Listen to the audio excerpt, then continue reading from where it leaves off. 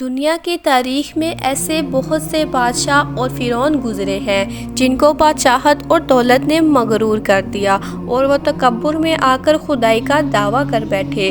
یہ بدبخت لوگ اپنی دولت کے نشے میں مست ہو کر اللہ کی وحدانیت کو للکارنے لگے اور دوستو معاذ اللہ خدائی کا دعویٰ کر بیٹھے۔ اس کے باوجود بھی اللہ تبارک و تعالیٰ نے اپنے انبیاء کرام علیہ السلام اور اپنے پیغمبروں کو ان کی طرف مبعوث فرمایا تاکہ وہ راہ راست کی طرف آئیں، لیکن یہ بدبخت لوگ اپنی سرکشی اور انا پر اڑے رہے، اللہ کی وحدانیت کا انکار کرتے رہے۔ پھر جب یہ لوگ ہدایت کے قابل نہ رہے تو اللہ تبارک و تعالیٰ نے انہیں عبرت کا نشان بنایا اور ان لوگوں کو تباہ و برباد کر کے رکھ دیا اور ان لوگوں کے نام و نشان کو دنیا سے مٹا دیا۔ خدائی کا دعویٰ کرنے والے بدبختوں میں ایک بدبخت شداد بھی تھا جس نے اللہ کی وحدانیت کا انکار کیا اور سرکش اور نافرمان ہو گیا۔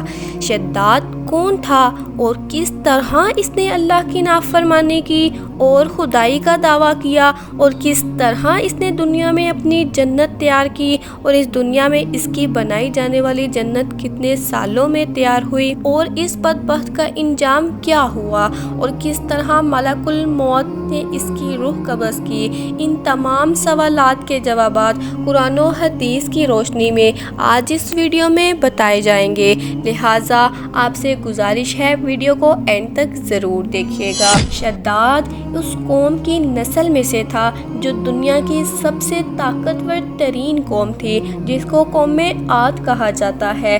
ان کے بارے میں قرآن پاک میں اللہ تعالیٰ نے ارشاد فرمایا ہے، ان جیسی کوئی اور قوم اور ملکوں میں پیدا نہیں کی۔ قوم عاد احقاف کے اندر آباد تھی۔ احقاف ایسی جگہ تھی جہاں ریت کے بہت بلند و بالا ٹیلے تھے اور احقاف کا یہ علاقہ یمن اور عمان کے درمیان بکھرا ہوا تھا۔ اس علاقے کے اندر قوم عاد بہت سال پہلے آباد تھی۔ اس قوم پر اللہ کا یہ خاص کرم تھا کہ اللہ نے اس قوم کو دنیا کی سب سے طاقتور قوم بنایا تھا۔ اس کے ساتھ ساتھ اللہ نے اس قوم کو سرسبز شاداب باغ عطا فرمائے تھے۔ ان سب کے باوجود یہ قوم بھٹک گئی اور غرور و تکبر کے باعث اللہ کی نافرمانیوں کے اندر گم ہو گئی تھی اور انہوں نے اللہ تعالیٰ کی طرف سے ہدایت کو قبول نہیں کیا۔ حضرت ہود علیہ السلام ان کی ہدایت کے لیے تبلیغ کرتے رہے اور 50 سال کے عرصے تک ان کو راہ راست پر لانے کے لیے کوششیں کرتے رہے۔ شداد چونکہ اس قوم کی نسل میں سے تھا، وہ اس قوم کا بادشاہ تھا۔ روایت میں آتا ہے کہ یہ 2 بھائی تھے جس میں ایک کا نام شداد تھا اور ایک کا نام شدید تھا۔ شدید پہلے بادشاہ بنا اور وہ فوت ہو گیا۔ اس کے فوت ہو جانے کے بعد شداد نے حکومت سنبھالی اور یہ دنیا کی سب سے طاقتور قوم عاد کا بادشاہ بن گیا۔ شداد ایک وسیع و عریض ارض کا بادشاہ تھا اور اس کی حکومت یمن سے عراق تک پھیلی ہوئی تھی۔ شداد نے اپنی طاقت کے زور پر بڑے بڑے بادشاہوں کو زیر کر لیا تھا۔ چنانچہ اس بدبخت کو حضرت ہود کے سمجھانے کی بہت کوشش کی لیکن اس کا دل بند ہو گیا تھا۔ چنانچہ جب حضرت ہود نے شداد کو اللہ کی وحدانیت کی طرف بلایا اور ایک خدا کی عبادت کرنے کا حکم دیا تو اس وقت شداد اور حضرت ہود کے درمیان ایک زبردست مکالمہ ہوا، جس کے نتیجے پر شداد نے حضرت ہود سے پوچھا کہ اگر میں اللہ کی وحدانیت پر ایمان لاؤں تو مجھے کیا ملے گا؟ تو اس وقت حضرت ہود نے شداد سے فرمایا کہ تم پر جنت حلال ہو جائے گی۔ جنت کا نام سنتے ہی شداد حضرت ہود سے پوچھنے لگا کہ یہ جنت کیا ہے؟ تو حضرت ہود نے شداد کو جنت کا نقشہ بتایا اور جنت کی نعمتوں کے بارے میں بتایا۔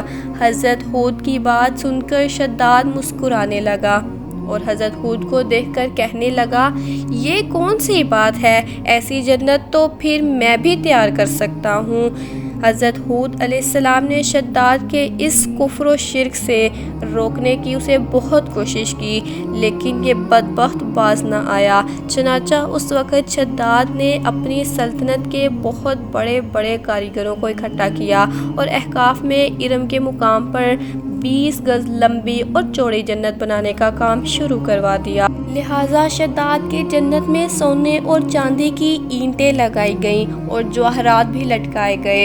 इस बदबख्त शद्दाद ने अपनी बनाई जाने वाली इस जन्नत में शहद, दूध और पानी की नहरें भी रवा कर दी और दुनिया जहाँ के खूबसूरत दरख्त, पौधे और फूल भी लगवा दिए और इस जन्नत को तरह तरह के जवाहरात से मुज़य्यन कर दिया। कौमे आद चूँकि पहले ही बुलंदो बाला पहाड़ों को तराश कर महल्लात बनाने में माहिर थी और शद्दाद की सल्तनत में तो ये फ़न उरूज पर था, चनाचा रेत के इन बुलंदो बाला टीलों पर बहुत बड़े बड़े सतून खड़े कर दिए गए और इन बुलंद सतूनों पर बड़ी बड़ी सोने और चांदी की इमारतें बना दी गई। शद्दाद ने यह फैसला किया था कि जब तक इसकी बनाई जाने वाली जन्नत तैयार ना होगी तब तक वो इस जन्नत में कदम नहीं रखेगा। चनाचा शद्दाद के हुक्म के मुताबिक जन्नत तैयार होने लगी और शद्दाद अपने महल के अंदर बेसब्री से जन्नत का काम मुकम्मल होने का इंतज़ार करने लगा।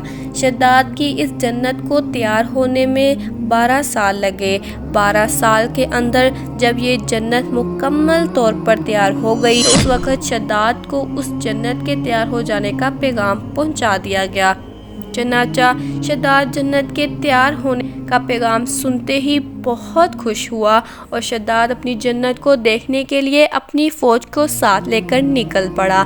चनाचा शद्दाद भी जन्नत के दरवाजे पर पहुंचा ही था कि उसने अपने सामने एक शख्स को खड़ा देखा। शद्दाद उस शख्स को देखते ही पहचान गया और अपने हवारियों से कहने लगा, ये शख्स मुझे जन्नत में दाखिल नहीं होने देगा।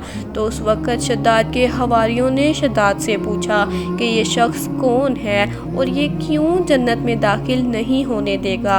तो शद्दाद ने अपने हवारियों से कहा कि ये मलाकुल मौत अलैहिस्सलाम हैं, चूँकि मेरी रूह कब्ज़ करने आए हैं और ये मुझे जन्नत में दाखिल नहीं होने देंगे।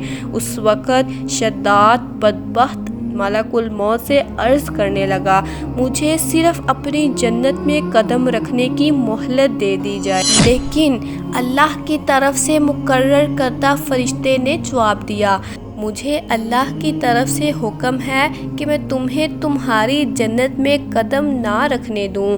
शद्दाद मलाकुल मौत के सामने बहुत रोया और गिड़गिड़ाया, लेकिन मलाकुल मौत ने अल्लाह के हुक्म की तकमील करते हुए शद्दाद की रूह कब्ज़ कर ली। शद्दाद की मौत के बाद हज़रत जिब्राईल अलैहिस्सलाम ने एक ज़ोरदार चीख मारी और शद्दाद की बनाई हुई सारी जन्नत ज़मीन के अंदर धंस गई और गायब हो गई।